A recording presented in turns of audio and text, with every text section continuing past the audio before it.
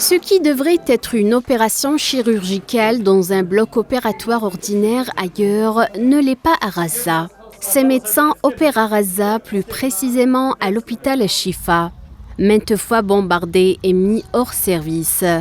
Aux côtés du staff médical palestinien, des médecins venus de l'étranger pour prêter main forte. Mais quelle a été leur stupéfaction en découvrant les conditions de travail de leurs confrères sur place. Je suis ici à Raza pour aider le personnel sur le terrain en le soulageant, en le soutenant, le formant et en l'instruisant si possible. Mais ce qui se passe ici dépasse la réalité. Comme vous pouvez le constater, nous manquons probablement de matériel, nous manquons de presque tout au bloc opératoire. Ces médecins en mission à l'hôpital Shifa sont non seulement surpris par le manque de moyens et de conditions de travail, mais aussi par le nombre de victimes qui affluent vers cet hôpital. Le génocide sioniste en cours n'arrête pas de tuer et de blesser des Palestiniens au quotidien.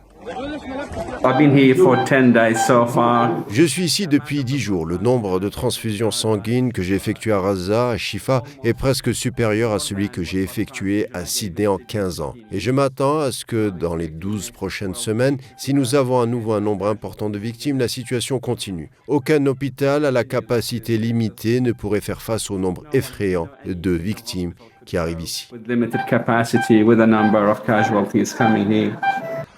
Le système de santé de Raza a été dévasté par le génocide sioniste qui a débuté en octobre 2023, mettant hors service de nombreux hôpitaux du territoire, tuant des médecins et réduisant les fournitures essentielles. L'Organisation mondiale de la santé a déclaré le mois dernier que les réserves d'antibiotiques et de poches de sang diminuaient rapidement. Le personnel médical doit se débrouiller avec les moyens du bord.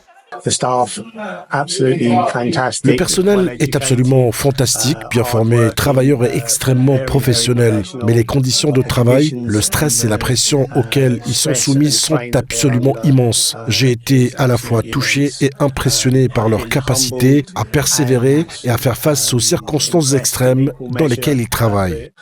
Malgré les bombardements incessants, la famine et le manque terrible de moyens, ce groupe de professionnels de la santé venus d'Australie, des Pays-Bas et d'Irlande n'a pas hésité à fournir une aide médicale et un soutien aux Palestiniens dans le besoin. Une action noble pour une population qui souffre le martyre.